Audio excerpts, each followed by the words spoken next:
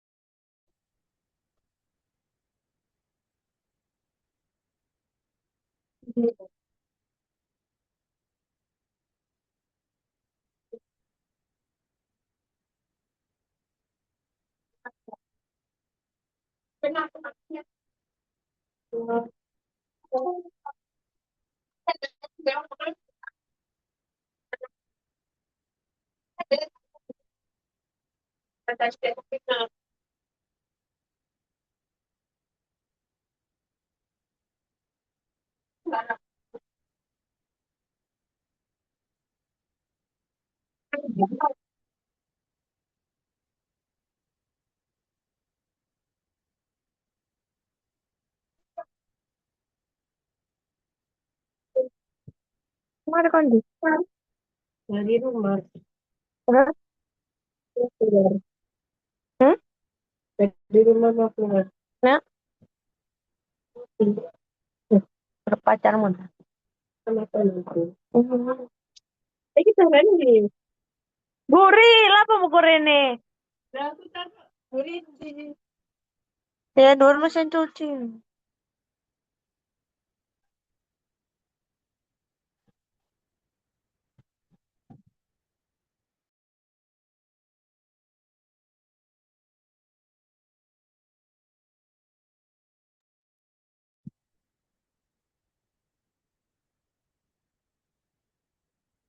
Halo, tes teman-teman, suara saya masuk nggak? Masuk, Masuk, Bapak. Pak. Oke, Masuk, Pak. oke, silakan on cam dulu teman-teman.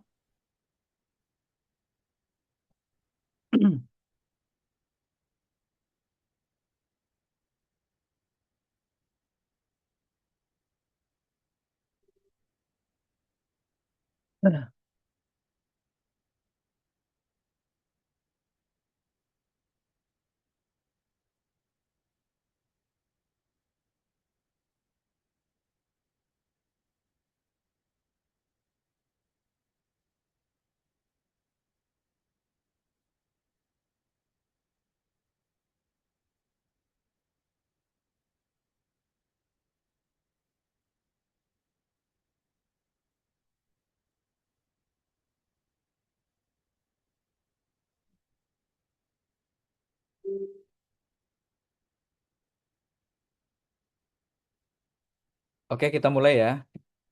Bismillahirrahmanirrahim. Assalamualaikum warahmatullahi wabarakatuh.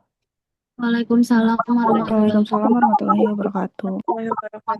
Alhamdulillah, alhamdulillahirrabbilalamin. Wassalatu wassalamu ala asrafil anbiya'i wal mursalin. Wa ala alihi wa sobihi rasulullah ijma'in. Syukur alhamdulillah pada malam hari ini kita masih diberikan kesehatan oleh Allah dalam rangka menuntut ilmu.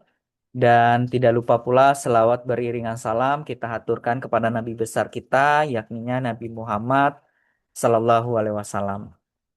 Oke, teman-teman, pada malam hari ini kita akan eh, memulai Zoom kita yang keempat. Jadi ini yang keempat setelah melewati pertemuan sebelumnya.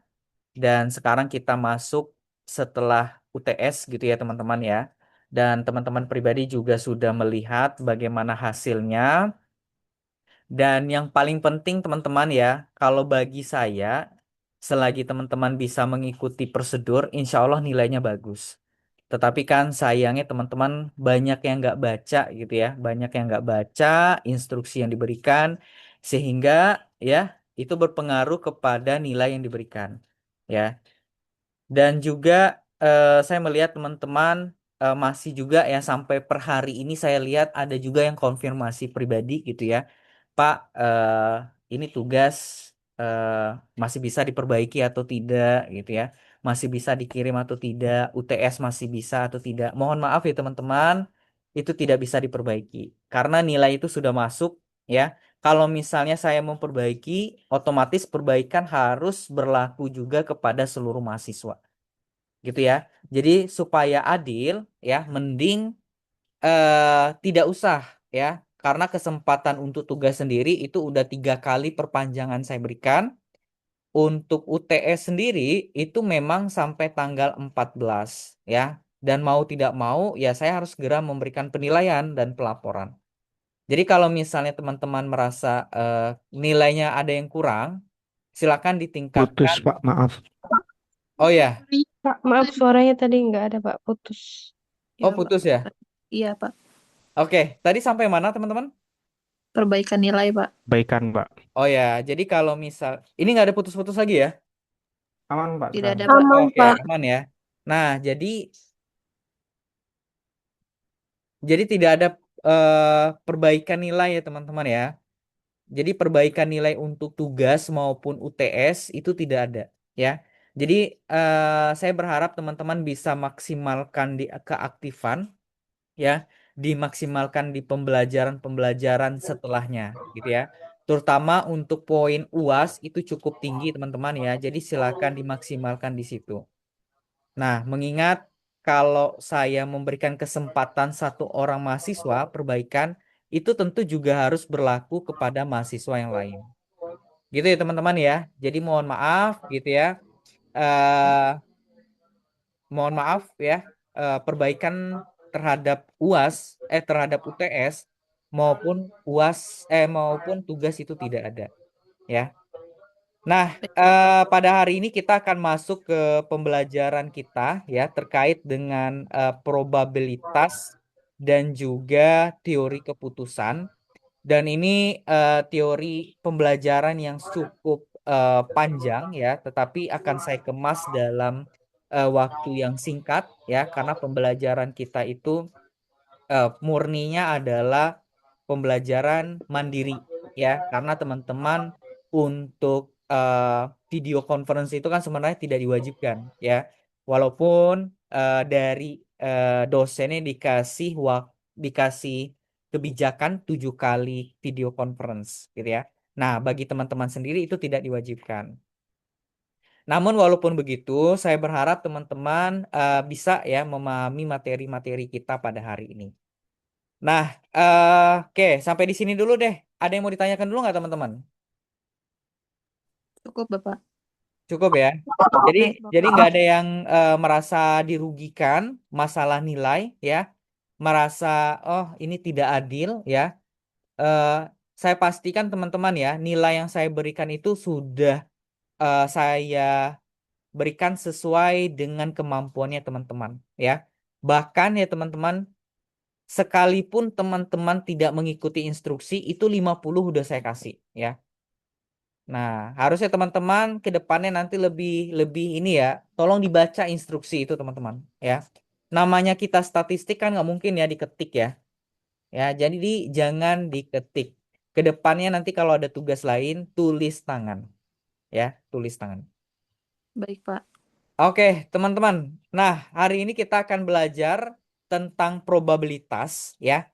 Probabilitas ini salah satu materi penting ya di dalam statistik ekonomi dan bisnis. Kenapa penting? Karena kita berbicara tentang yang namanya peluang, gitu ya. Nah, di dalam riset itu sendiri kan kita kan tidak terlepas dari melihat celah, gitu ya, melihat celah penelitian, melihat berbagai problem yang ada di masyarakat, gitu ya. Nah, itu diperlukan teman-teman, ya. Walaupun secara implementasi langsung itu kita tidak bisa eh, menerapkan ini di dalam penulisan eh, skripsi ataupun artikel ilmiah teman-teman ya, karena ini sifatnya adalah pembelajaran saja. Nah, tetapi nanti ya untuk implementasi penerapannya di skripsi di bab 3 ya, khususnya di metodologi penelitian itu nanti seperti penentuan sampel, populasi, lalu penentuan uji-uji dalam sebuah software gitu ya. Jadi kalau di ekonomi ya teman-teman ya, software yang sering digunakan itu banyak ya. Yang familiar itu ada namanya SPSS, ada namanya Smart PLS, AMOS ya, lalu ada Stata. Dan informasi terbaru yang saya peroleh itu dari pihak Universitas Siber Asia sendiri ya, dia mengembangkan salah satu software statistik ya yang bisa digunakan oleh mahasiswa sibermu. Mahasiswa Siber Asia ya. Jadi itu ya yang sangat diperlukan di dalam pembelajaran kita. Nah, oleh karena itu ya teman-teman ya, ketika kita memahami yang namanya peluang ya, secara tidak langsung ini bagian dari memahami ya bagaimana pembelajaran yang kita peroleh untuk diimplementasikan pada eh, penelitian kita itu bisa berjalan secara komprehensif ya. Nah, di sini teman-teman bisa melihat ya, probabilitas itu bahasa lainnya adalah peluang ya. Dia itu merupakan sebuah ukuran numerik tentang seberapa sering peristiwa itu terjadi. Ya, jadi dia berulang-ulang dari sebuah proses gitu ya. Kira-kira berapa peluang yang akan kita peroleh? Ibaratnya seperti teman-teman pernah nggak bermain ular tangga? Pernah nggak? Pernah, Pak. Pernah Ya, ya? Pak. Pernah kan? Nah, ketika teman-teman bermain ular tangga, lalu teman-teman menggunakan dadu, itu kan nilai yang kita harapkan berapa poin? 6 Nah, ya. Nilai yang kita harapkan adalah 6 poin ya. Tentu kita Ya. nggak pengen tuh dapat 1 gitu ya. Nah, setiap kita, terutama teman-teman, anggap aja teman-teman yang ada di grup ini, yang saat ini ada 103 orang gitu ya, ketika bermain ular tangga, setiap kita pasti ada kemungkinan mendapatkan nilai tertinggi, yaitu nilai 6 ya. Bisa juga dapat nilai 5, 4, 3, 2, dan 1 ya. Jadi itu probabilitas. Nah, di sini bisa kita lihat ya, semakin besar nilai probabilitas menyatakan bahwa peristiwa itu akan sering terjadi. Ya, jadi eh, itu akan ada hitung-hitungan matematikanya. Nah, di sini teman-teman bisa lihat ya, di dalam probabilitas itu kita nanti akan mengenal yang namanya adanya himpunan, ya. Saya yakin dan percaya teman-teman ketika SMA pun itu udah belajar di matematika. Seingat saya dulu ini di matematika kelas 10 SMA itu ada pembelajaran tentang peluang dan himpunan. Nah, itu mereka saling berkaitan, teman-teman. Ya.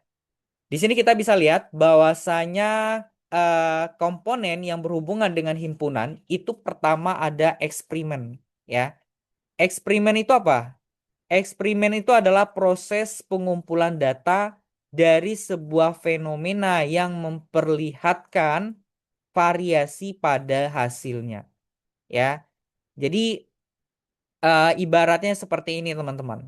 Ya, ada sebuah fenomena, ya. Fenomena apa misalnya? Ya. eh Apa misalnya, teman-teman? Kalau fenomena remaja yang ada di ibu kota biasanya apa? Apa saja fenomena-fenomena yang muncul dengan kehidupan anak muda di ibu kota kira-kira? Di kota besar gitu. Kira-kira apa aja?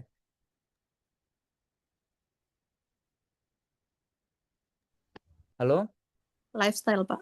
Oke, lifestyle ya. Lifestyle-nya mungkin standar anak sekarang itu apa? Skena-skena gitu ya. Lalu apa lagi?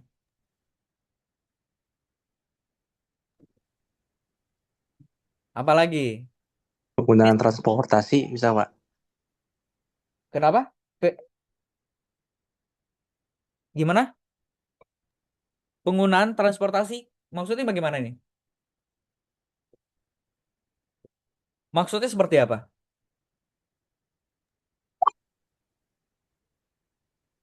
Iya, Pak, maksudnya kayak tadi kayak banyaknya orang ada yang beli kereta bis itu kan bisa jadi data gitu, Pak. Kurang tepat ya.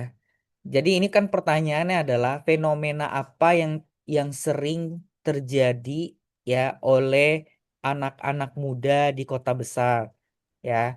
Pertama tadi kan TikTok, Pak, TikTok, Pak.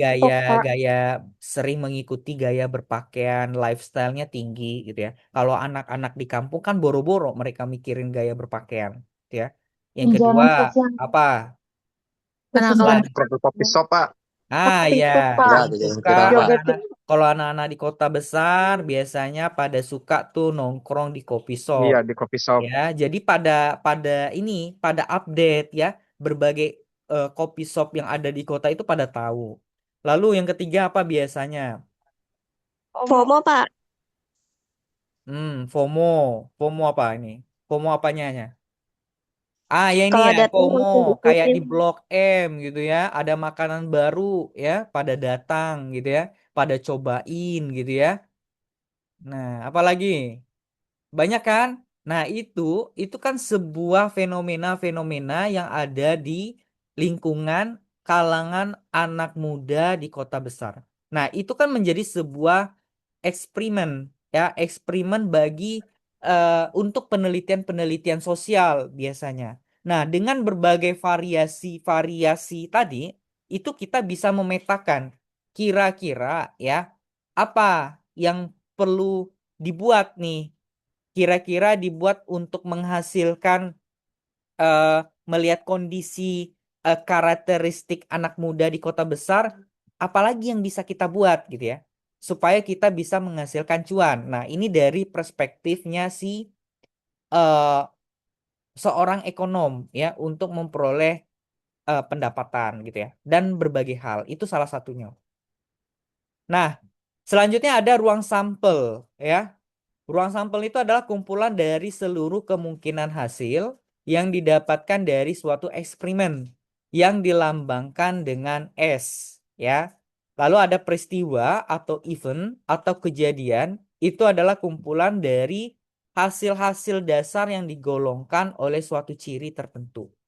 Nah, ini biasanya kalau kita lihat secara notasi matematikanya teman-teman ya, gabungan dari A dengan B ya, dengan S itu sebagai ruang sampel, maka kita bisa melihat ya, peluangnya adalah di sini di antara ya si A dan si B. Kira-kira kemungkinan yang akan kita peroleh itu berapa? Nah, itu ada hitung-hitungannya. Gitu ya teman-teman ya. Ini suara saya putus-putus, teman. Soalnya di sini Aman, Pak. hujan ya. Tidak, Pak. Jelas, Ada, Pak. Oke, aman ya. Aman, Pak. Oke, siap. Aman, Pak. Nah, selanjutnya kita lihat ya, dari fenomena gabungan A dengan B, kita kan bisa melihat bahwasanya peluang kita itu kan yang di tengah ini. Nah, maka kita lihat irisannya adalah yang hitam. Berapa kemungkinan ya peluang yang akan kita peroleh ketika terjadi gabungan A dengan gabungan si B, gitu ya. Oke. Nah, kalau ini contoh himpunan bagian A dengan B dengan posisi ya yang berbeda. Nah, ini posisi komplementer ya, komplement artinya dia pelengkap, gitu ya. Nah, di sini ada beberapa kemungkinan ya teman-teman ya, bahwasanya biasanya probabilitas itu memberikan nilai kuantitatif ya pada pernyataan seberapa sering suatu peristiwa itu terjadi. Jadi secara jumlah itu peluang kita akan lebih besar ya ketimbang jumlahnya sedikit ya. Jadi ada kemungkinan-kemungkinan ya, bisa teman-teman lihat dengan rumus gitu ya. P kali A sama dengan N besar dibagi N kecil dibagi N besar. Dengan alternatif berbagai jawaban A, B, dan C. Nah, ini ada sebuah contoh ya teman-teman ya. Ini ada sebuah kemasan yang berisi 6 flash disk. Ya, jadi ada 6 flash disk A dan 4 flash disk B. Ya, jadi ada 2 flash disk nih. A dan B. Dan juga 3 flash disk C. Nah, bila seseorang mengambil satu flash disk secara acak, maka peluang yang didapatkan bagaimana? Gitu ya. Nah, jadi ini kita bermain nih ya, bermain mengambil secara acak kemungkinan besar gitu ya, flash disk mana yang kita yang akan diambil, yang akan kita dapatkan. Apakah si A, si B atau si C gitu ya. Nah, di sini kita lihat bahwasanya peluang terambil satu flash disk A karena 6 dari 13 disket ya adalah flash A. Maka peristiwa A, satu flash A terpilih secara acak adalah PA sama dengan 6/13. Jadi di sini kita bisa melihat peluang untuk si flash disk A itu 6/13. Sementara kalau untuk flash disk B ya itu peristiwa di mana ya peristiwa C karena terdapat dari 7 dari 13 disket adalah disket B, maka disket C, maka P kali B gabungan dengan C itu adalah 7/13. Gitu ya. Nah, kira-kira nih kalau dilihat dari pernyataan ini, kemungkinan yang paling besar siapa? Dari soal nomor 1. Flash disk A. Flash disk A, kenapa? Karena jumlahnya lebih banyak daripada flash disk yang lain, Pak. Ya, karena kemungkinan secara kuantitatif, secara kuantitinya, itu si flash disk A lebih banyak. Jadi ketika kita mengambil secara diacak ya, ketika kayak misalnya teman-teman pernah main arisan gitu kan. Nah, ketika kita ngambil, ya kemungkinan peluang gede kita ya di flash disk A. Gitu ya. Nah, seperti itu. Itu ketika kita berbicara tentang contoh soal pertama. Nah, lalu ini ada soal contoh kedua, ya. Ini ada transmitter yang membutuhkan energi yang berasal dari dua sumber, yaitu power supply A dan B. Probabilitas power supply A rusak, ya. Maka dianggap sebagai peristiwa A. Itu adalah 2/3. Dan probabilitas power supply B, peristiwa B rusak adalah 4/9.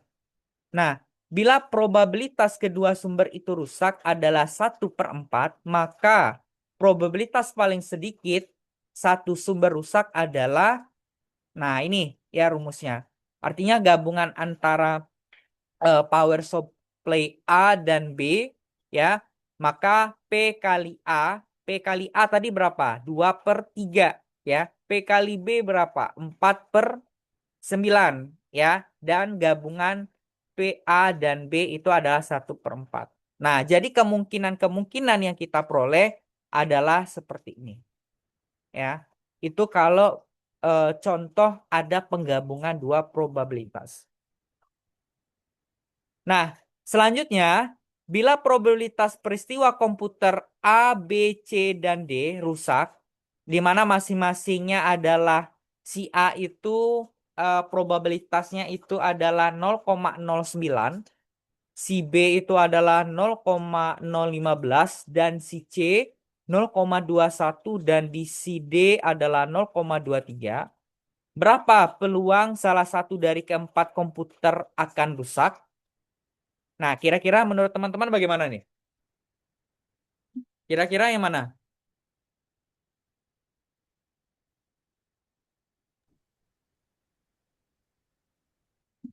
Kira-kira peluang yang akan rusak yang mana?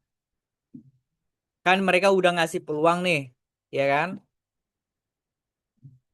Mungkin yang D, Pak, izin. Yang D, itu Yang A 0,3 ya. Yang A mungkin Pak. Yang D 0,9. 0, Bentar, saya pengen dengar dulu nih. Yang Oke, jawab Pak. 0,23, kenapa? angkanya lebih besar Pak. Ya, Pak, Angkanya karena lebih besar. nominalnya lebih besar dibanding yang lain, Pak. Oke. Tadi yang milih, tadi selain 0,23, milih berapa tadi?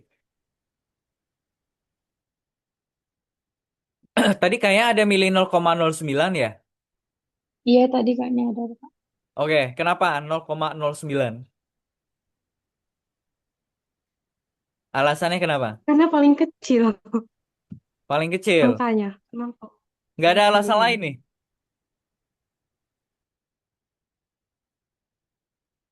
Oke, ada lagi teman-teman?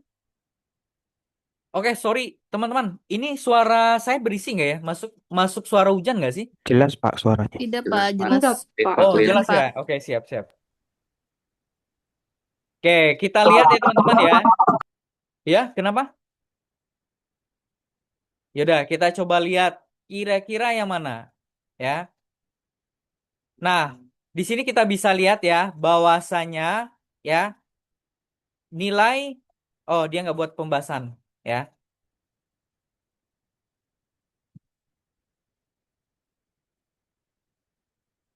Oke, kita bahas ya teman-teman. Dari kemungkinan ini kan ada 4 komputer gitu ya. Sebentar ya teman-teman ya, lagi ada azan ya. Ntar dulu ya.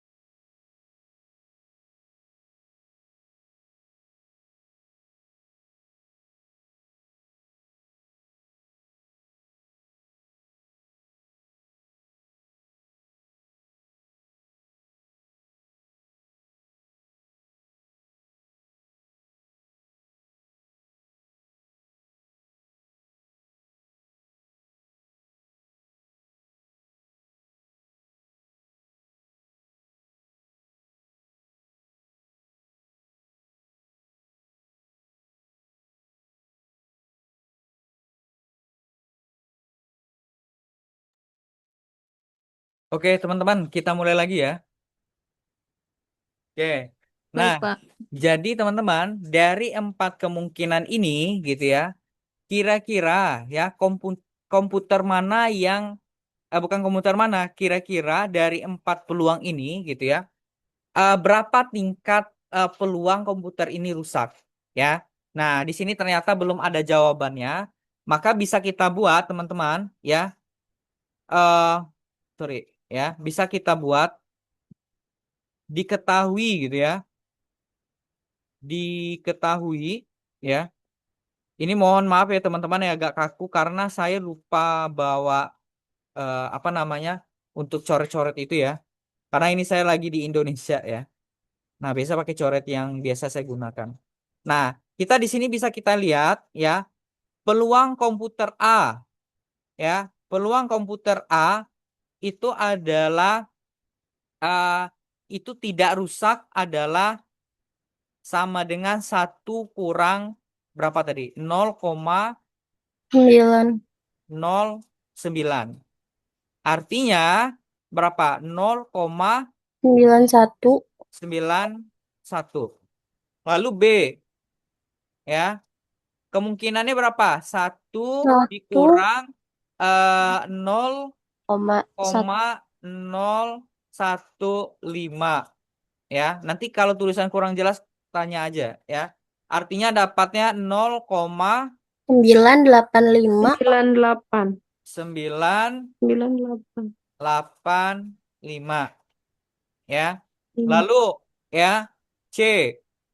C sama dengan 1 dikurang ya 0,21. 0,21 ya sama dengan berapa tuh? 0,79. 79. D Satu sama dengan 1 dikurang 0,23.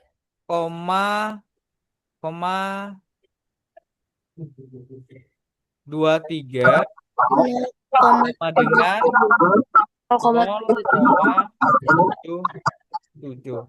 Oke, setelah itu teman-teman, ini tinggal teman-teman kalikan aja. 0,91 dikali 0,985 dikali 0,79 dikali 0,77 itu dapatnya berapa tuh? 0,5466.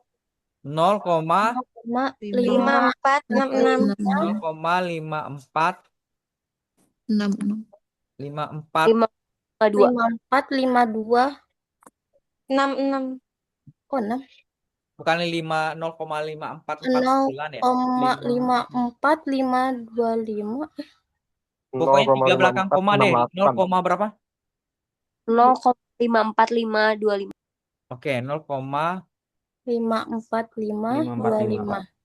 Nah, setelah itu ya, maka ya bisa kita lihat 1 dikurang 0,54 25. bukan 5. 54,49 ya. 49 ya, dapatnya berapa tuh? 49. 49. Dapatnya berapa? 0,455 4533. ya. Kalau dipresentasikan jadinya berapa? 45,5 48. 45,51. Nanti hitungan kalian coba cek lagi ya teman-teman ya. Oh. Ya. Nah, jadi kemungkinan besar teman-teman ya, komputer ini rusak A, B, C, dan D itu adalah 45,51% ya, kemungkinan belakang koma nanti coba teman-teman cek lagi. Kemungkinan besar rusaknya 45%-an gitu ya dari 100%. Gitu. Sampai di sini ada yang mau ditanyakan teman-teman? Paham? Cukup paham, Pak. Paham ya? Cukup paham. Oke. Pak, mau, Iya, kenapa? Pak, mau nanya, coba balik yang tadi, Pak. Yang mana yang ini? Enggak, yang tadi coret-coretnya. Nah, Ini. itu aku mau nanya tuh, Pak, yang 1 kurang 0,5449-nya dari mana? Itu nggak paham tadi. Yang mana? Yang itu, yang 1 dikurang 0,5449. 1. Bukan yang itu, Pak. Bawahnya, Pak. Coret-coret tadi, Pak. Nah, yang ini Pak mungkin. Oh, ini. Iya, Pak. 0,49. Iya. 0,459 itu 1 dikurang 0,55. 1 dikurang 0,544. 4. 1 dikurang 0,544. 9. Iya, itu, Pak. Dari mana? Ya, dapatnya 0,456. Tapi kan Mohon maaf, Pak. Nggak jelas. Jadi itunya Kak Ini dari dapat 0,5449 itu penggali ini semua. 0,91 dikali 0,985 dikali 0,79 dikali 0,77 dapatlah ini. mungkin Pak maksudnya itu kali Pak minimal rusaknya. Halo, Peluang minimal rusaknya. nggak jelas suaranya bagaimana? suaranya nggak kondusif, Cak. Halo, diketik aja, diketik. Kayaknya ininya mic-nya nggak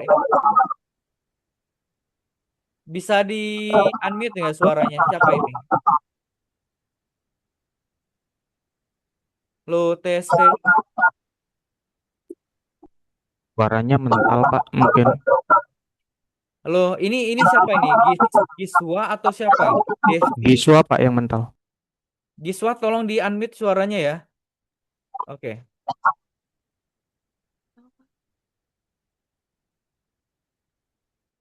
Saya nggak bisa meng-unmute kan. Halo Giswa, Ya Pak. suaranya tolong di unmute.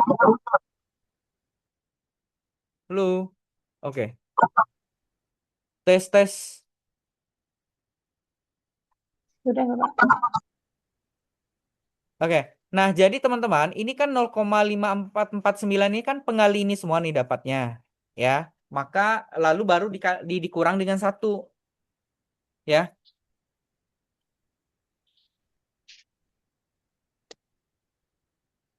Ada lagi yang mau ditanyakan teman-teman? Mau tanya, satunya itu dapat dari mana ya? Satunya itu dikurang memang itu. udah jadi rumusnya. Ya, satunya udah jadi rumus. Jadi kalau misalnya ada soal yang sejenis, teman-teman silakan mengikuti rumus yang sudah ada. Ya.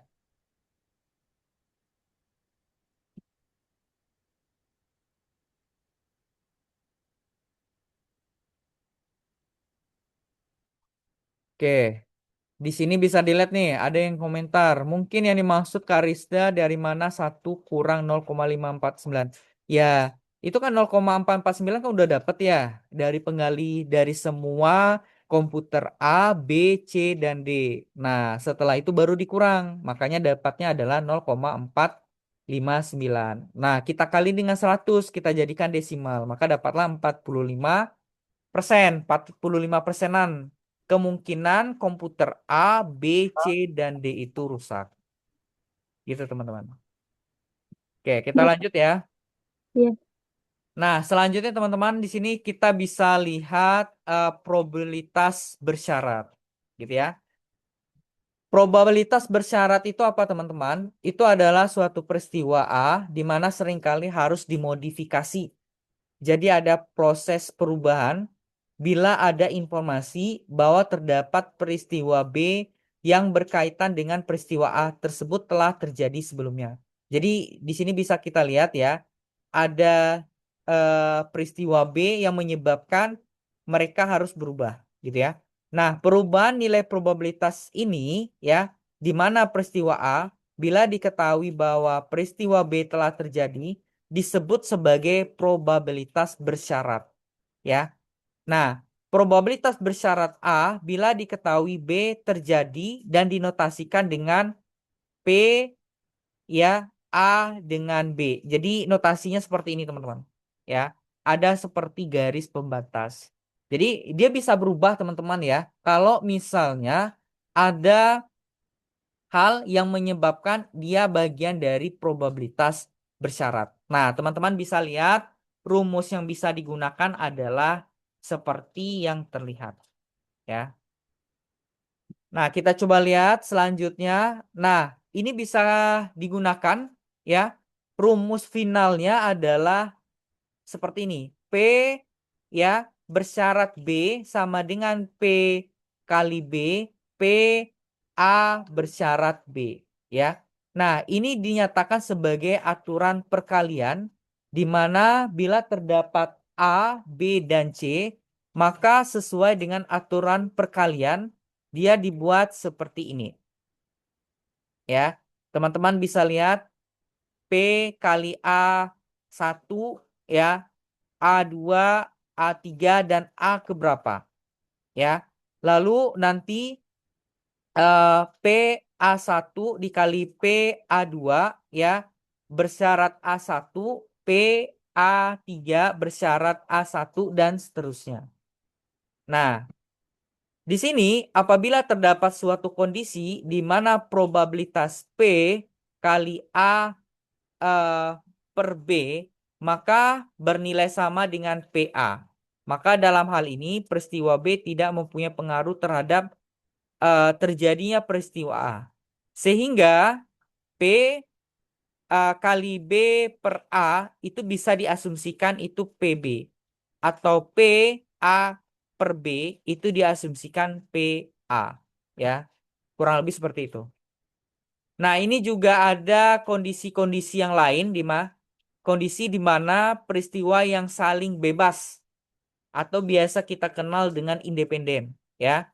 Di mana antara A dan B itu sesuai dengan perkalian. Maka kondisi saling bebasnya adalah dengan rumus seperti ini, ya. Di mana P kali A, P kali B, ya.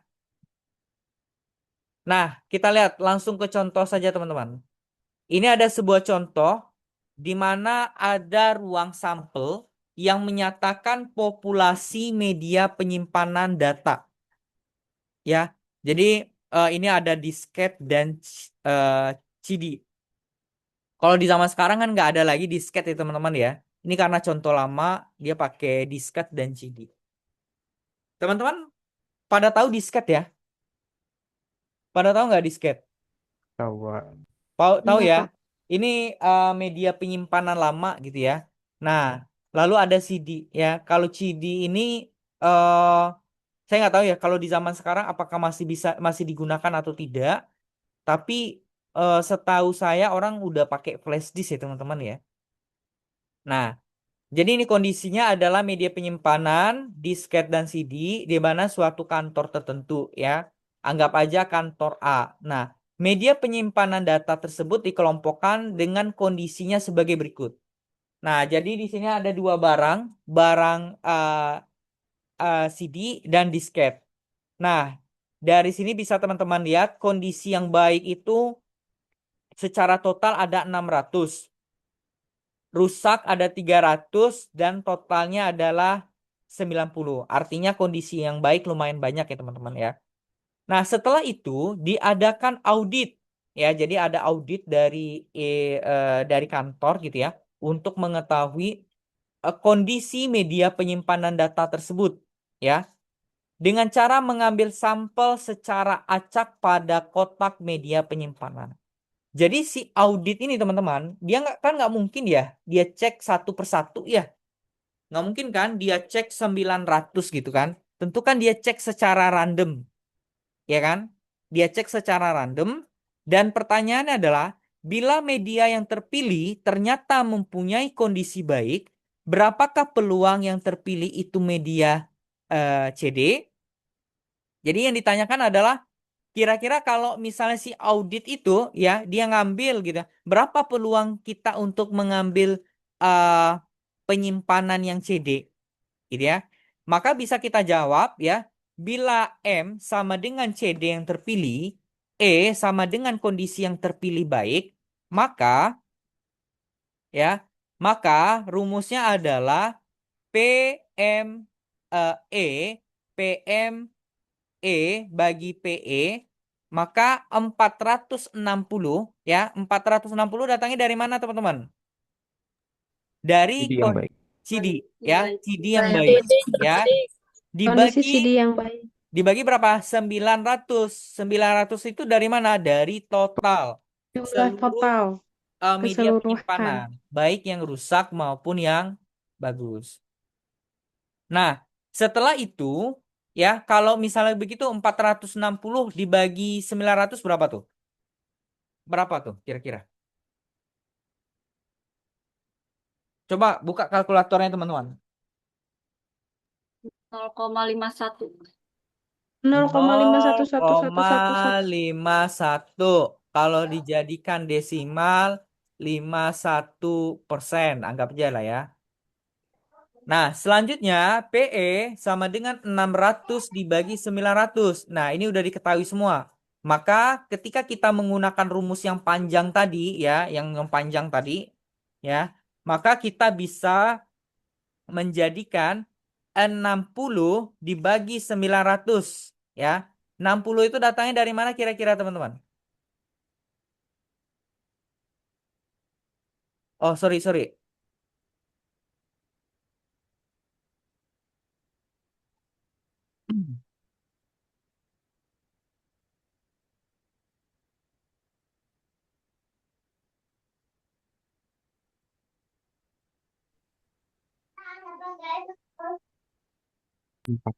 mungkin Pak ya. Apa? Mungkin 600 itu, Pak. Sorry. Salah. Entar, saya coba pahami 460 dulu mungkin ya. Itu mungkin salah. M 600. 460. 400. Oke, salah ini. Ini harusnya Iya. 460. 4-nya tinggal ini ya. Jadi ya, di sini Empatnya bisa kita lihat 460 dibagi 900 dibagi 600 dibagi 900. Nah, 460 dibagi 900 berapa, teman-teman? 0,51. Mending kita pakai desimal aja deh. Desimalnya berapa tuh? 0,51. 1%, Bapak. Hah? 0,1. Kalau dibulatkan 0,51. 0,52. 0,52. 51 Pak. 52%. Kalau dibulatkan 51%. itu satu-satunya banyak. Di bawah 0,5 Coba harus. gini, 460 dibagi 900 dapat yang berapa dikali 100? Itu berapa? 1 koma atau berapa sih? Coba. 51,1, Pak. Kalau dikali 100. 0,1 Pak. Iya, 51. Punya panjang. Oh ya, 51. 51. 51 nih. 51. Ya, 51, anggap aja 51 ya. Nah, per 600 dibagi 900 kali 100 berapa? 67% Pak. 67% ya, 67% ya. Ini mohon maaf ya teman-teman ya. Tempat coret-coret saya tinggal di Taiwan ya. Ini saya lagi balik Indonesia. Aman Pak. Nah, jadi ini maka kemungkinan dia ya antara barang dan barang yang terambil dari media itu kemungkinannya adalah 51%. Gitu ya. Itu kalau contoh soal yang pertama. Nah, ini coba kita lihat lagi contoh yang kedua ya. Dalam sebuah kotak terdapat 10 gulungan film. Ya, ini contohnya udah lama banget ya. 10 gulungan film. Kalau sekarang mana ada orang pakai gulungan film ya. Dan diketahui bahwa 3 di antaranya rusak. Dari 10 itu ternyata ada 3 yang rusak, teman-teman. Ya. Hitung peluang bila 2 buah gulungan film itu diambil secara acak satu persatu secara berurutan. Ya. Maka jawabannya adalah A. Peristiwa terambil gulungan pertama rusak. B. Peristiwa terambil gulungan kedua rusak. Maka peluang kedua gulungan rusak itu adalah bisa kita notasikan antara gabungan A dengan si B ya. P kali A itu adalah 3 ya. Dimana 3 itu yang rusak, totalnya berapa? 10. 3/10. PBA ya, B-nya berapa tadi? B-nya adalah 2 ya, per 9 ya. 9/9. Maka dapatlah 2/4. 4. Gitu ya teman-teman ya. Jadi itu peluang tingkat dari filem yang rusak. Oke, jadi kita nggak usah panjang-panjang ya teman-teman ya kalau untuk peluang. Intinya teman-teman tahu bahwasanya peluang itu ada kemungkinan ya bagaimana eh, tingkat eh, apa namanya istilahnya keterambilan ya dari data tersebut. Itu kalau kita melihat dari probabilitas. Oke, selanjutnya kita lihat teori keputusan teman-teman.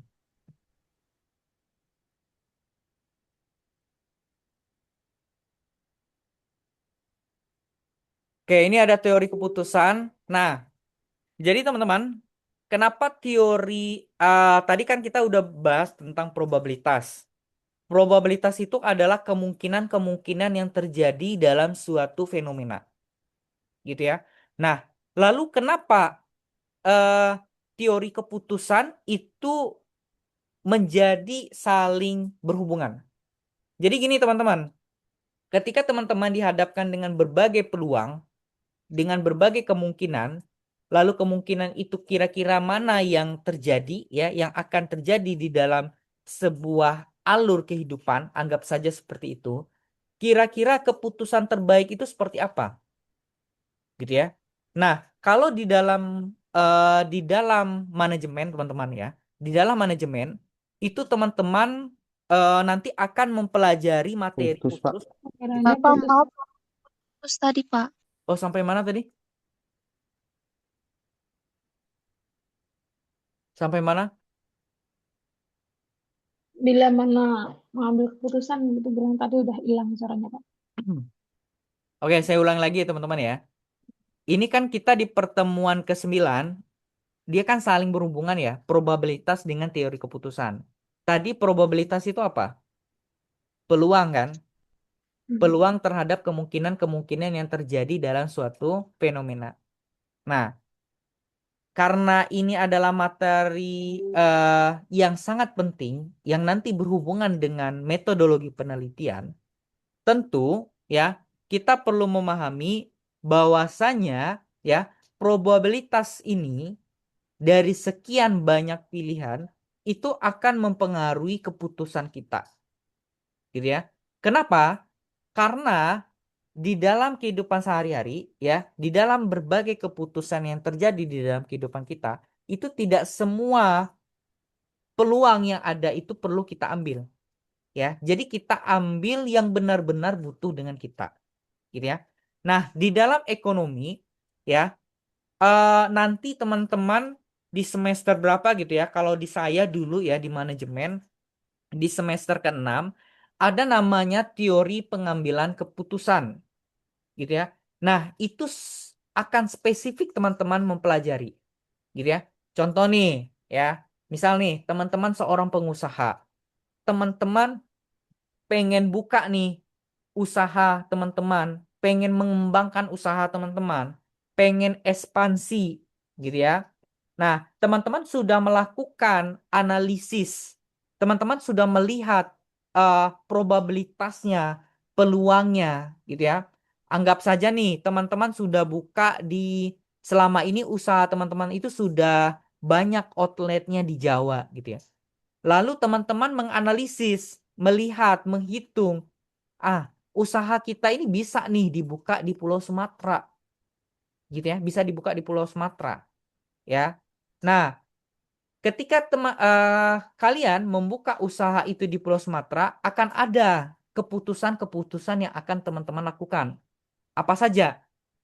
Ya, pertama, teman-teman akan dihadapkan dengan keputusan kira-kira nanti bahan baku akan dibeli di Pulau Jawa atau dibeli di Pulau Sumatera. Tuh, misal. Yang kedua, nanti karyawan yang akan direkrut apakah akan mengambil yang ada di Sumatera atau di Jawa? Apalagi kemungkinannya? Nanti UMR yang diberikan disesuaikan dengan di daerah tersebut atau mengikuti UMR yang ada outlet kita pertama kali berdiri. Gitu ya. Apalagi kira-kira. Nah, itu kan ada keputusan-keputusan yang akan mempengaruhi setiap tindakan yang kita lakukan. Nah, itu ada hitung-hitungannya teman-teman. Ya, itu ada hitung-hitungannya, tidak semudah itu seseorang bisa mengambil keputusan A, B, dan C.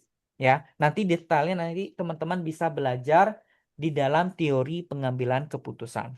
Nah, di mata kuliah statistik ini kita lebih kepada memahami secara kulit luarnya saja, gitu ya. Nah, di sini kita bisa lihat ya, bahwasanya setiap hari kita harus mengambil keputusan, baik keputusan yang sederhana maupun keputusan yang jangka panjang. Benar nggak teman-teman? Contohnya apa kira-kira? Ada yang bisa ngasih contoh nggak kira-kira? Ayo, misalnya Mbak Evita kan di Taiwan ya. Iya, Bapak. Nah, Misalnya saya mau buka usaha itu, mau buka usaha di Jawa yang ada ibu saya, apa di Sumatera yang ada bapak saya, itu juga keputusan yang berat. Soalnya semua orang tua bisa menjelaskan. Mau buka usaha yang di mana dulu, di Jawa apa di Sumatera. oh gitu, ibu bapakmu nggak di beda pulau gitu ya? Iya, Ah, itu kan menjadi suatu problematik kan. Kira-kira aku mau buka usaha di mana nih, gitu ya. Ah, dilihat lagi nih kondisi. Kamu mau buka usaha apa misalnya? Kira-kira kuliner apa dulu gitu kan? Itu ada hitung-hitungannya itu, Mbak Evita. Ya, misal nih kayak sekarang, Mbak Evita memilih kuliah di Universitas Siber Asia gitu.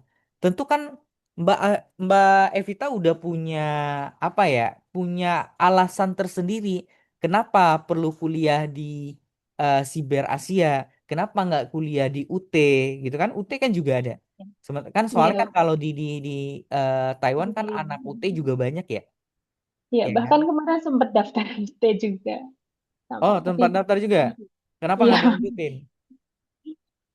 Itu kan kalau ujian mesti hadir ya Pak. Takutnya nanti kendala kerjaan. Kalau unsia kan dia ujian juga 100% itu Online. online semua. Ya, Iya.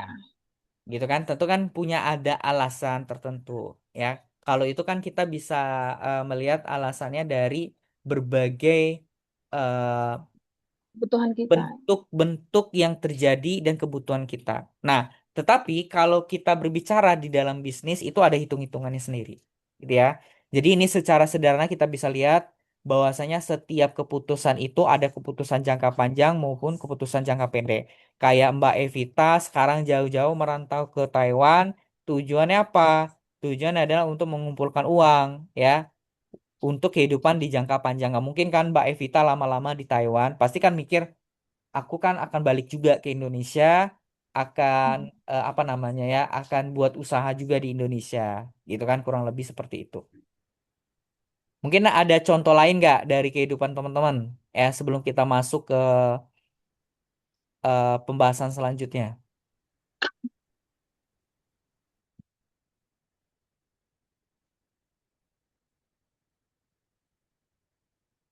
ada lagi teman-teman pembahasan?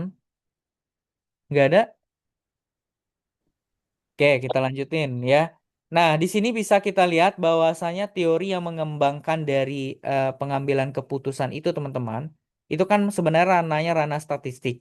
Cuman nanti akan di breakdown lagi dalam mata kuliah teori pengambilan keputusan. Nah, ini dipelopori oleh yang namanya reference Thomas Bayes.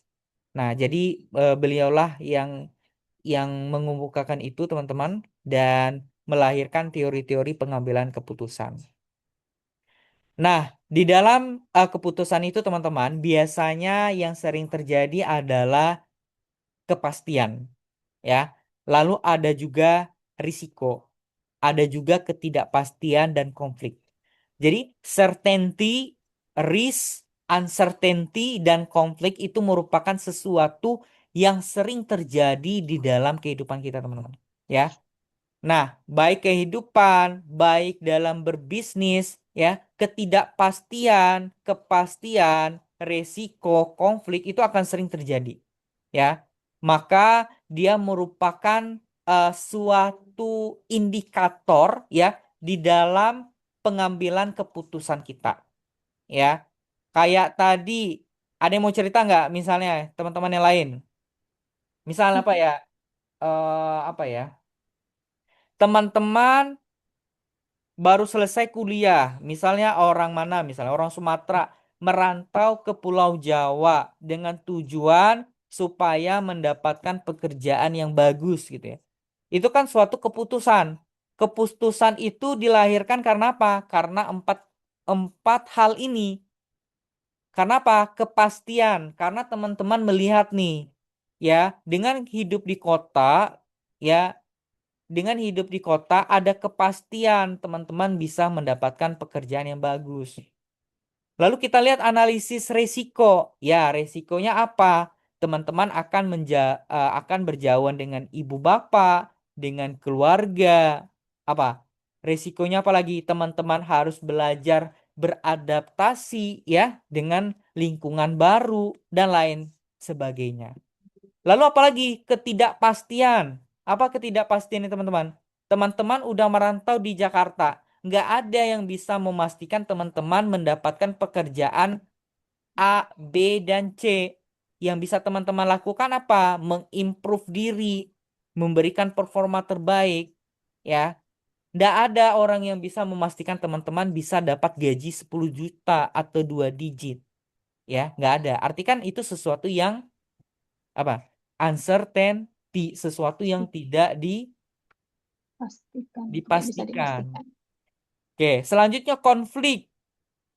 Ya, konflik ketika teman-teman sudah bekerja di Jawa ya dengan penduduk Jakarta misalnya yang heterogen, tentu akan sering terjadi yang namanya konflik, percecokan.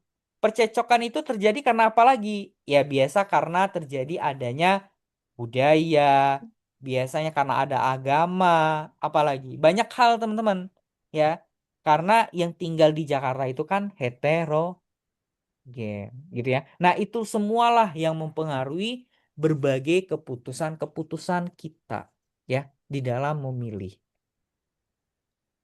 Nah, di sini kita bisa lihat bahwasanya pilihan atau alternatif yang terjadi bagi setiap keputusan itu biasanya merupakan bagian dari state of nature. Ya, apa itu? Peristiwa atau kejadian yang tidak dapat dihindari atau dikendalikan oleh pengambil keputusan, gitu ya. Hasil atau payoff dari setiap keputusan. Ya, jadi ada kemungkinan-kemungkinan pilihan yang terjadi dari setiap keputusan yang kita lakukan. Oke, teman-teman, kalau misalnya sinyal putus-putus, nggak apa-apa ya. Di sini juga sambil hujan ya. Mohon maaf ya kalau putus-putus. Nah, selanjutnya kita bisa lihat ya, ketika kita berbicara tentang pengambilan keputusan, akan ada hal-hal yang perlu kita lalui. Pertama yang kita lalui adalah peristiwa. Peristiwa itu apa, Pak? Ketidakpastian ya, berkenaan dengan kondisi mendatang. Ya, misal nih kayak Mbak Evita, teman-teman yang kerja di Jepang, di Korea, di mana lagi. Tidak ada kemungkinan-kemungkinan yang bisa mengetahui, yang bisa membuat teman-teman selalu bekerja di negara lain. Tidak ada kemungkinan, tidak ada sesuatu yang bisa mengendalikan ya keadaan teman-teman selalu baik-baik saja di Taiwan. Sementara Taiwan negara yang secara de jure ya kemerdekaannya masih diragukan, gitu ya. Kan beberapa negara kan tidak mengakui Taiwan itu sebagai sebuah negara, gitu ya. Kadang-kadang kan menimbulkan kewas-wasan, ya. Saya kan Iya, mahasiswa apalagi S3 nih di Taiwan, ya. Masih Ketika punya ditanya nyari. nih sama teman saya gitu ya, kamu nggak takut tuh kuliah di Taiwan gitu ya? Nggak takut nanti tiba-tiba tiba-tiba Cina apa ya perang ngebom gitu ya, gitu. membomnya Taiwan gitu ya. Ya, ya, ya kalau saya sih menanggapinya ya udah dijalanin aja gitu ya. Lagian lagian Taiwan sama Cina mereka kan sama-sama punya aset. Jadi kan mereka perang dingin gitu ya. Jadi kita nggak perlu takut ya. Bentar teman-teman ya, saya charger dulu.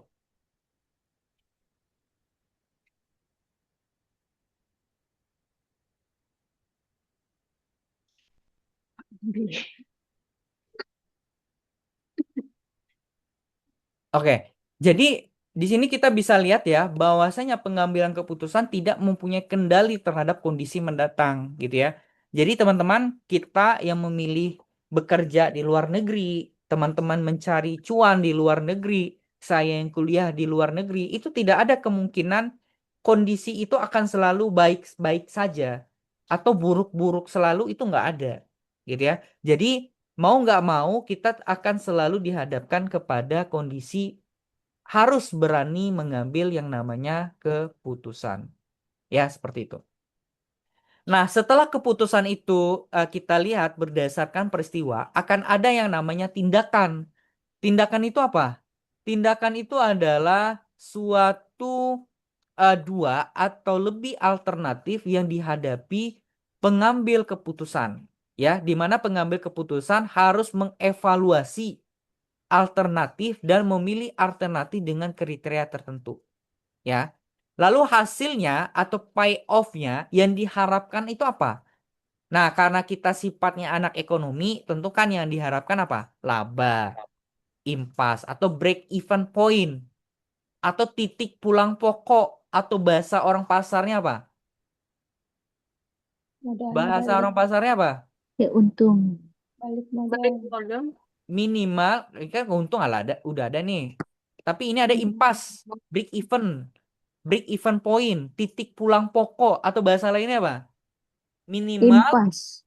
Balik modal, minimal Bapak. balik modal lah gitu ya.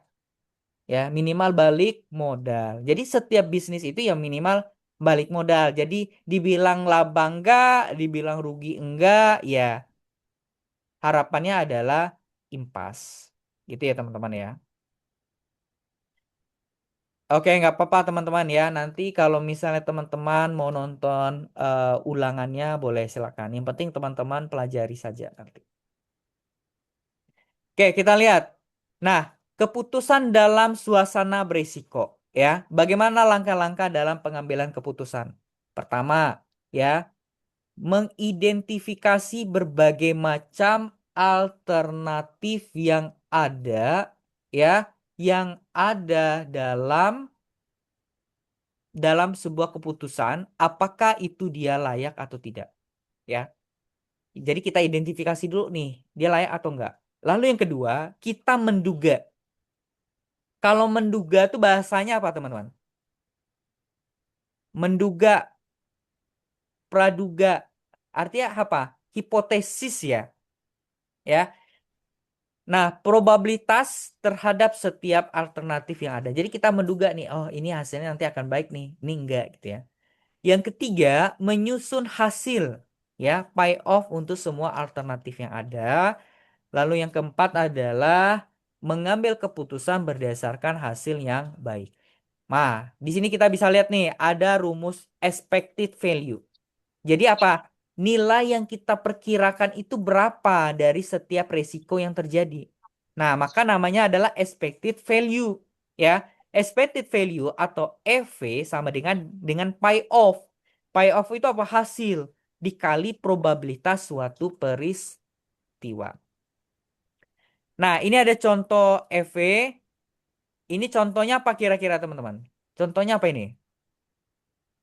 Contohnya adalah sebuah saham. Ya, ini ada saham BAT, ada Bata dan MLB. Ya, coba teman-teman cari kepanjangan dari BAT ini apa nih? BAT ini apa? Ini kode teman-teman ya, kode saham. Ya, kode saham ini mah. Coba bantu saya googling. Kode saham BAT itu apa? BAT itu apa? British American Tobacco, Pak. British British American Tobacco. Oke. Tobacco. Tobacco. Kalau Bata apa Bata? Ini kan kodenya nih. Bata kode dari apa? Itu sepatu bata, Pak. Oh, sepatu Bata. MLB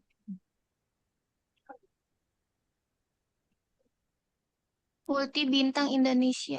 Multi Bintang Indonesia.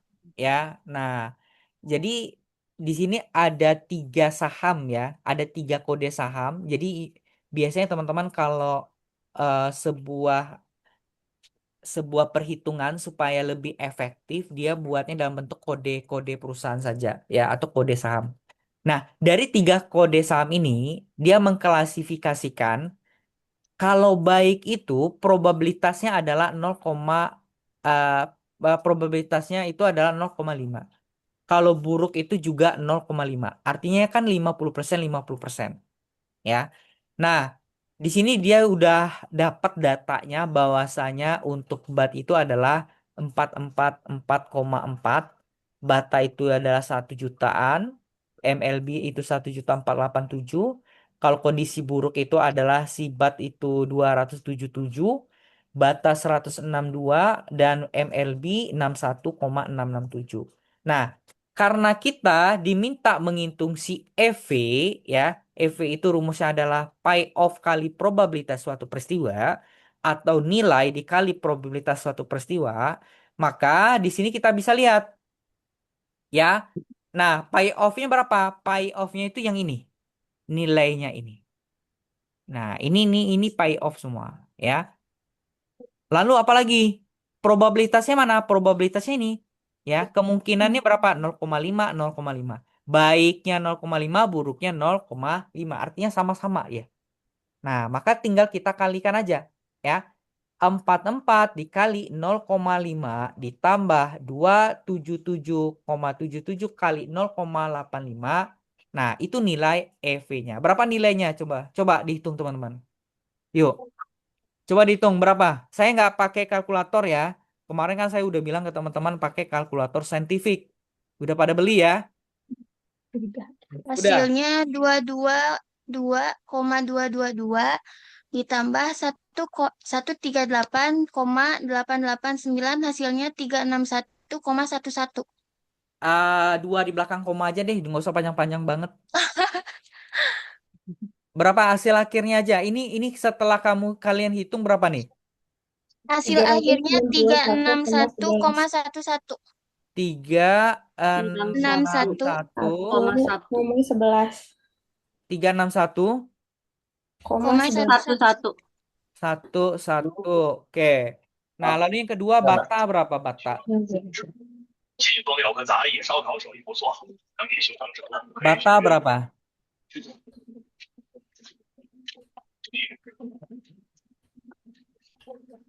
Coba hitung teman-teman, bata berapa? 621 Berapa? 621,5.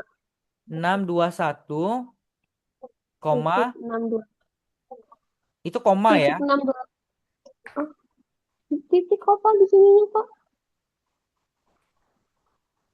Baru ada koma 5. Ada koma nggak di sana? Komanya 5, Pak. Jadi 621,5. 621, koma, Titik, Pak. titik 621,5. 621 titik 621. Makanya ratusan ribu, Pak, soalnya. 621,621,5. 0,5 ya. Nanti coba dihitung lagi ya kalau ada yang salah. Dan yang ketiga berapa? 774,667. 667 berapa? 774,667. Itu titik bukan koma. Woi. Oke, coba saya juga cari ya. Coba dihitung-hitung dulu teman-teman. Iya. Titik Iya, bukan Pak. koma. 774. Saya lagi cari pas kagak nemu. 774,667. Titik 667. 74.667 gitu. Nggak ada komanya. Iya Hasilnya. Pak, itu titik. Itu ratusan soalnya yang satu juga. Jadi hasilnya 336.111. Oh, 0,5, 0,5. Terus. Oh iya. 774 77.666. 774,667.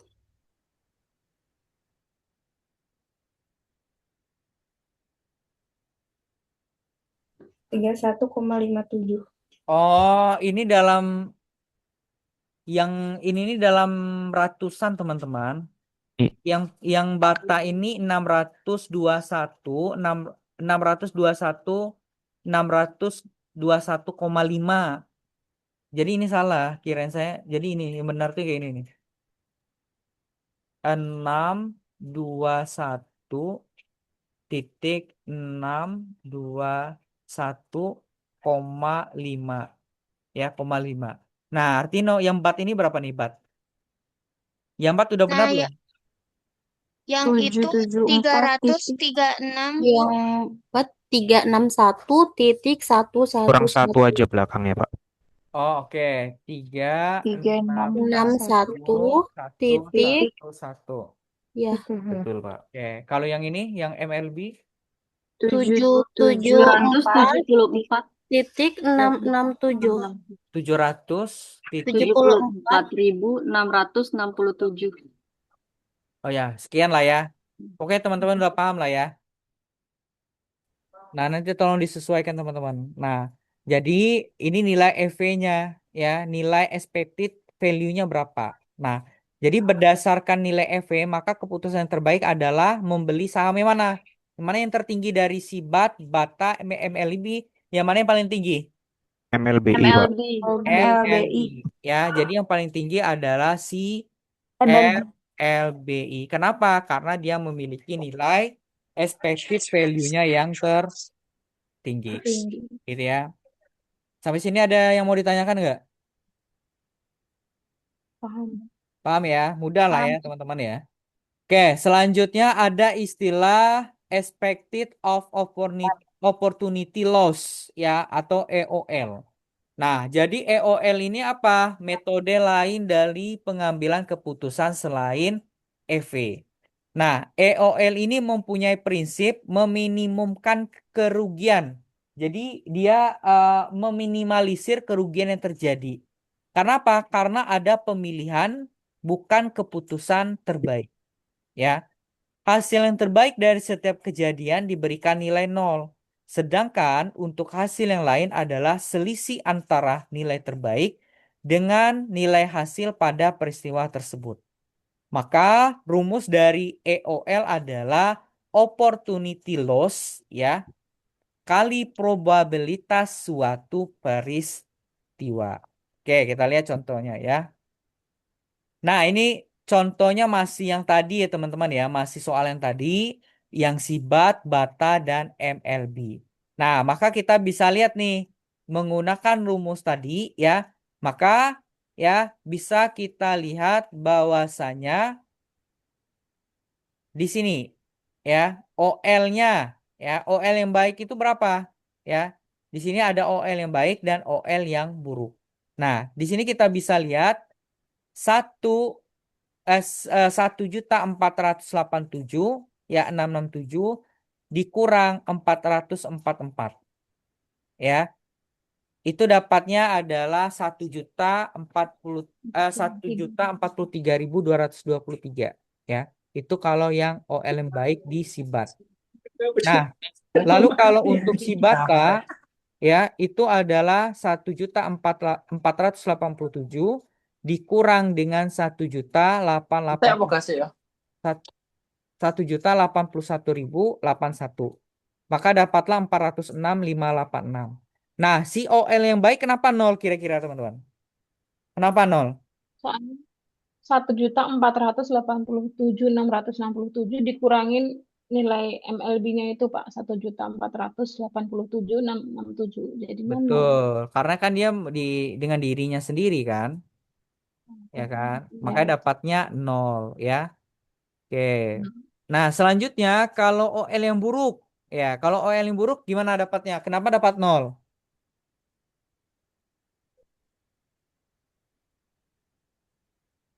Kenapa dapat 0? Ayo, dapatnya 0 dari mana? 277 Ah, titik 778 dikurang 277,778 sama dengan 0. nah, betul ya, dapatnya dari sana ya. Nah, kalau yang si Bata itu dapatnya 115 616, untuk si MLB dapat 216 111 ya. Itu kalau untuk OL-nya yang baik gitu ya. Nah, selanjutnya OL. teman-teman, dari OL yang baik dan buruk ini, dari hasil hitungan kita, maka kita bisa hitung si expected value. Ya, kita bisa hitung expected value untuk si EOL. Gitu ya. Nah, kita lihat perhitungannya. 1.043.223 dikali dengan probabilitasnya berapa? 0,5 dikali dengan 0 kali 0,5. Maka dapatnya berapa nih? Yuk bantu hitung teman-teman. Dapatnya berapa nih? Nilai OL-nya berapa nih? Coba. 521,611 Satu-satu dong. Saya ini kebanyakan banget suaranya. Satu-satu. Coba berapa? 521,611 521 titik titik 611 611,5.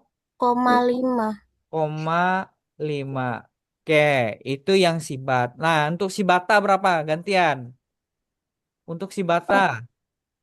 Coba. 261 Berapa? 261 261 titik titik 101 101 koma, ada koma? enggak ada. Nggak ada. Oke. Ada koma, Bapak. MLB berapa? 108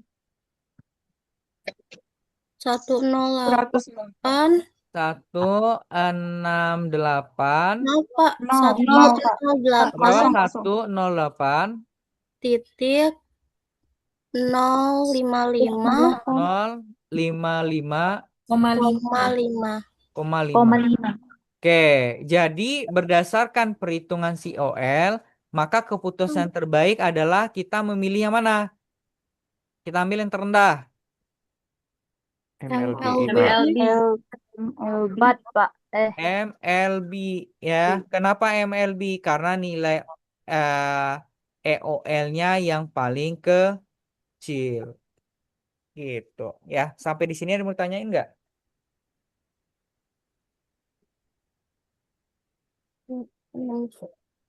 Ada yang mau tanyakan? Angka 0,5 ini dari mana? Yang Bata itu kayaknya salah nulis ya Pak ya, bukan 621. Bata berapa? Harusnya berapa? 261,101. Coba Kebalik. dihitung. Saya belum hitung baik-baik nih. 06 Coba. 26. Coba hitung baik-baik. Kalian ngitungnya pakai kalkulator saintifik atau enggak? kalkulator biasa. Pakai, Pak.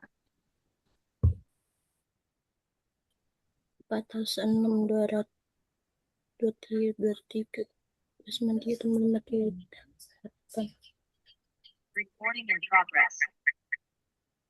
Yang Bata itu hasilnya 261,101.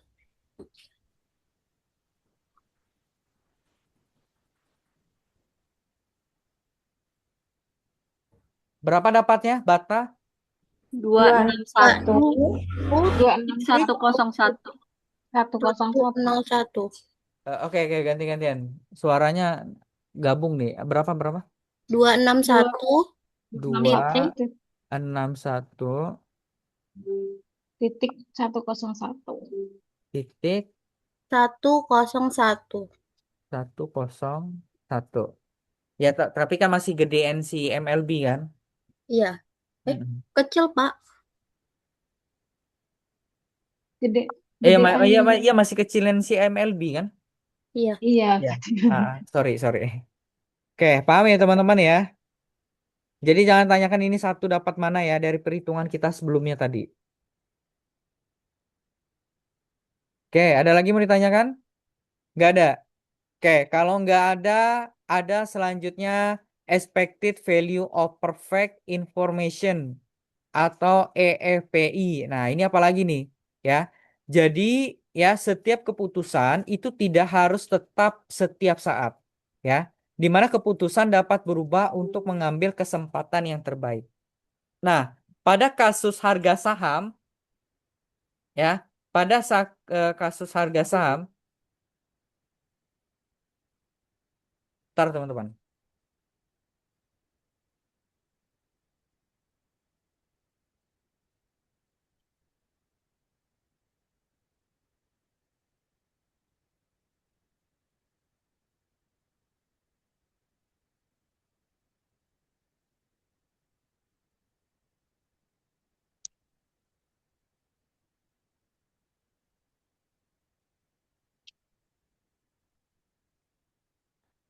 Oke. Nah, pada kasus harga saham, pada kondisi yang baik, saham MLB adalah pilihan terbaik, ya. Namun, pada kondisi buruk, maka saham BAT lebih baik, ya. Nah, apabila hanya membeli saham MLB, ya, maka bisa kita lihat ya 1.487.667 kali 0,5 ditambah 661.667 kali 0,05, maka didapatkan adalah 774.667. Nah, itu kita kalau membeli saham MLB, ya. Jadi kalau kita lihat teman-teman ya, dia itu mengkali dari angka si 487, ya. Ini dikali dengan ini, ya. Ya. 487 dengan 61, ya. Ini dengan ini dikali dengan 0,5, ya. Nah, kalau misalnya kita memilih sahamnya si Bata, ya, Bata kira-kira dapatnya berapa, si expected value-nya berapa, teman-teman? Coba lihat ada yang Berapa? Kalau expected value-nya kalau misalnya kita ambil si Bata. Berapa kalau si Bata?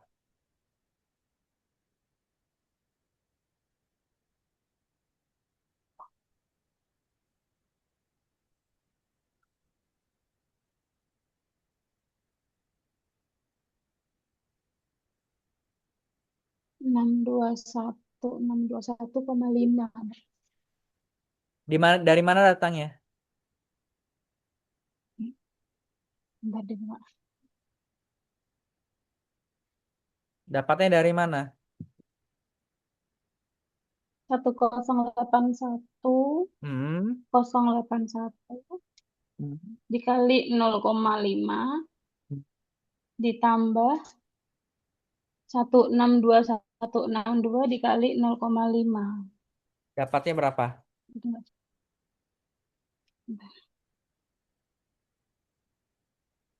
Oke, kalau yang BAT ada yang bisa nggak? BAT datangnya dari mana nih? Berapa berapa harga saham BAT kalau kita lihat dari EV-nya?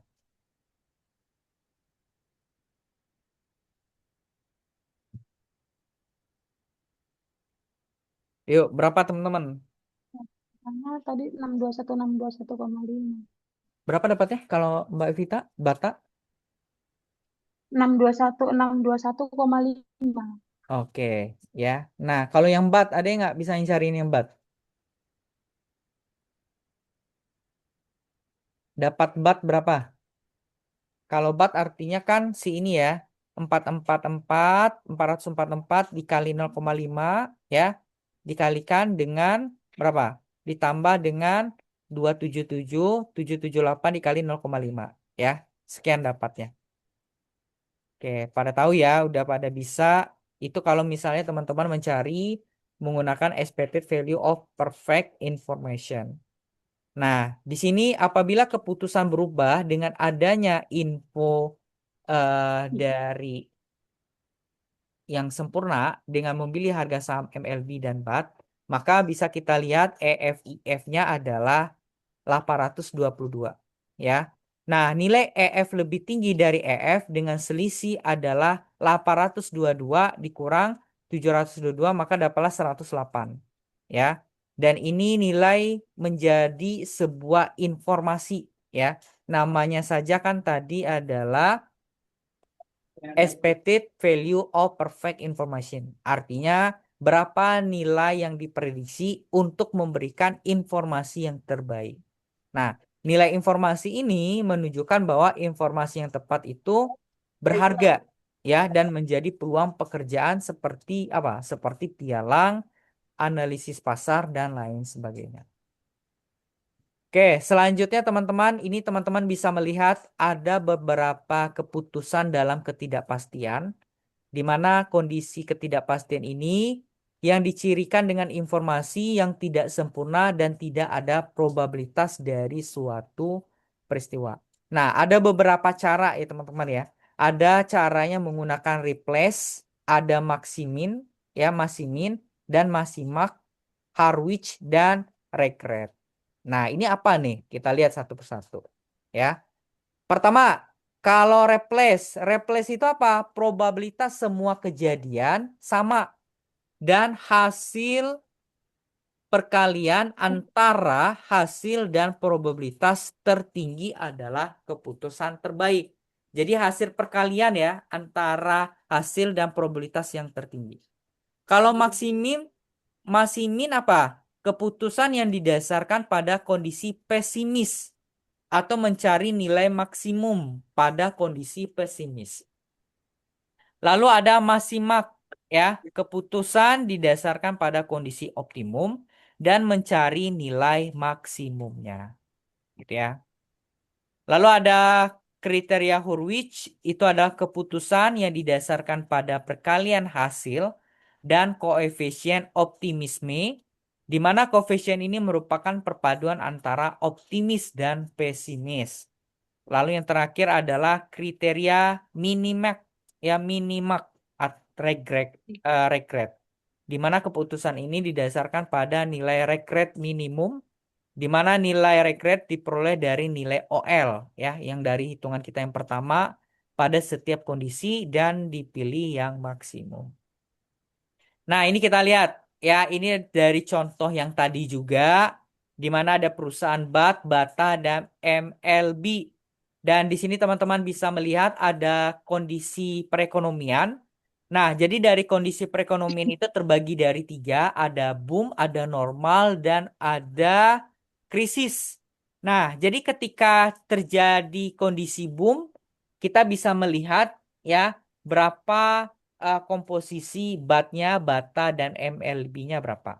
Ya, normal dan replace-nya juga bisa kita lihat dari tabel ini. Oke, selanjutnya kita bisa melihat ya. Kita lihat ini kalau kondisi replace. Artinya kondisi replace itu kan kondisi perubahan. Ya, ada 3 kondisi. Nah, kalau kondisi maksimum, di sini kita lihat ya. Maksimum. Tadi maksimum itu apa artinya? Didasarkan pada kondisi pesimis atau mencari nilai maksimum pada kondisi pesimis. Arti kita lihat dari ketika kondisinya lagi lemah, tapi nilai yang maksimal itu apa? Gitu ya. Nah, di sini kita bisa lihat ya, nilainya adalah si Bata ya. Kenapa kita mengambil nilai dari kondisi krisis? Karena kan tadi kita sudah memahami kondisinya adalah saat kondisi pesimis. Pesimis itu bahasa lainnya adalah kondisi di saat krisis. Gitu ya. Maka ketika di kondisi di saat krisis itu hasil produksi yang maksimal yang mana? Itu si Bata. Berapa? 300. Gitu teman-teman. Sampai di sini paham nggak? Paham, Pak.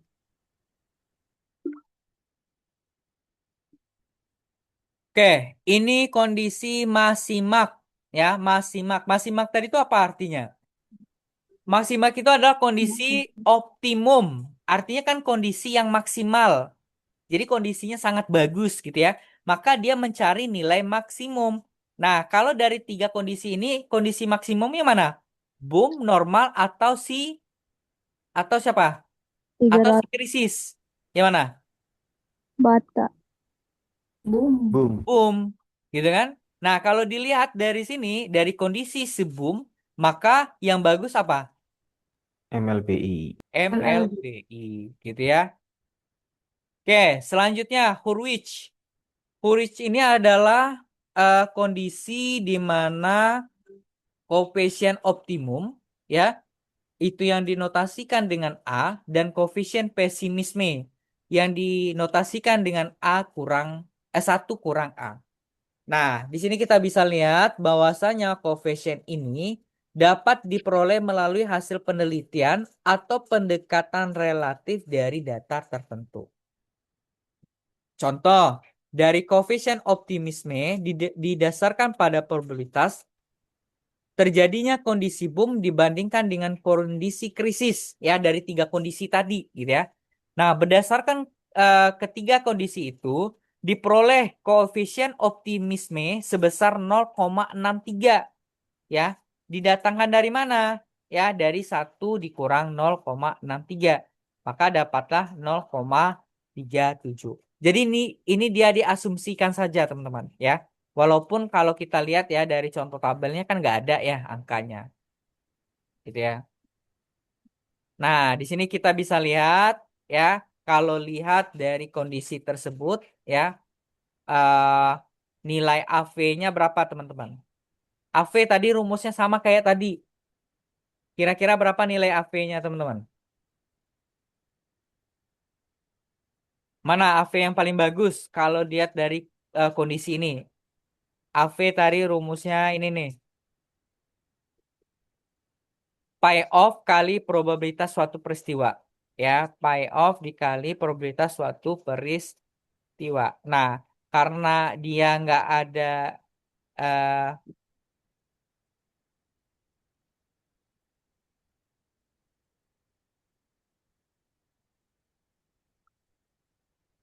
oke, artinya dapatnya berapa nih, teman-teman? Cari hitungnya gimana ini?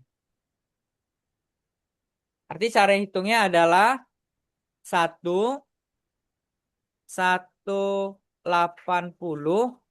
ya dikali berapa? 0,5. 0,5. Enggak 0,5 lagi. Kan karena kita udah bilang si boom itu kan 0,37 ya. Artinya Oh, 0,37. Dikali atau dikurang? Hah? Dikali atau dikurang? Ditambah. Ditambah kan tadi ya. Iya. Ditambah 2 Kok 250 dikali 0,5. 0,37. Kan ini kan 0,37 ya. Ya, 0,37. Dapat berapa tuh AV-nya tuh? 529,1.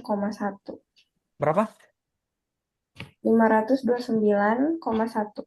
Oke, kita buat aja 500 aja ya biar membulatkan aja. Nah, si bata juga sama nih. Bata berapa nih, bata?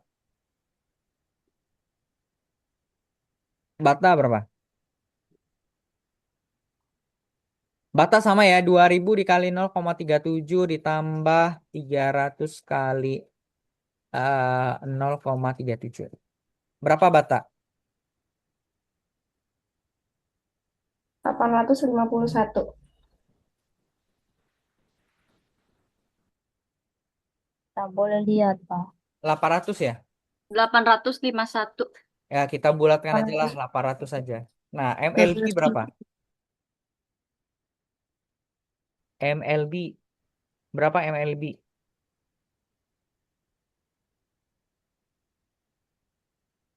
MLB artikan 4463 dikali 0,37 ditambah 185 dikali 0,37. Berapa MLB?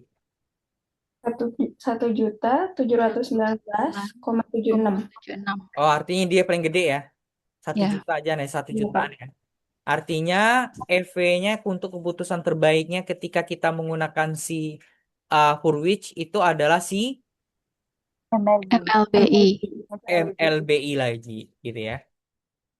Jadi MLB ini udah bagus banget nih dari tadi ya. Nah, selanjutnya adalah langkah selanjutnya adalah yang terakhir, di mana langkah pertama adalah mencari nilai OL. Ya, OL itu seperti yang tadi teman-teman. Lalu langkah kedua adalah memilih nilai maksimum dari nilai OL setiap keadaan. Yang ketiga adalah nilai OL yang minimum adalah keputusan yang terbaik. Nah, maka kita bisa hitung ya. Di sini kondisinya tadi yang si boom ya. Nah, ini modelnya sama seperti tadi ya. Ini paham ya teman-teman ya, sama seperti tadi ya. Nah, kita cari OL-nya, lalu kita lihat nilai maksimumnya berapa.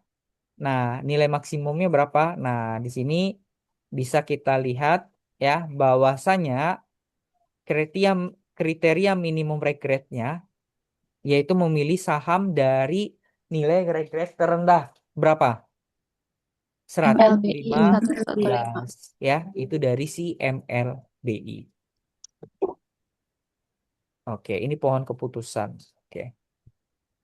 Oke, sampai di sini ada yang mau ditanyakan teman-teman? Paham? Paham, Pak. Jadi sebenarnya teman-teman ya, kalau apa namanya peluang dan teknik pengambilan keputusan itu sebenarnya banyak. Cuman karena di statistik ini terbatas, maka kita ngambil materi-materi penting yang bisa digunakan di dalam sebuah penelitian. Gitu ya. Oke, sampai di sini ada yang mau ditanyakan nggak teman-teman? Ada? Nggak ada, Pak. Belum Nggak ada, ada? Pak. Oke, nggak ada ya. Oke, kalau nggak ada teman-teman mungkin ini dulu ya. Insya Allah minggu depan nanti kita Zoom lagi ya. Nanti saya kabarin lagi. Sebelum ditutup ada yang mau ditanyakan teman-teman? Mau tanya. Kenapa? Hah? Nggak ada? Oh ya, Cukup. saya mau ngasih tahu teman-teman. Nanti kalau misalnya ada pertanyaan apapun, tolong jangan di Japri ya.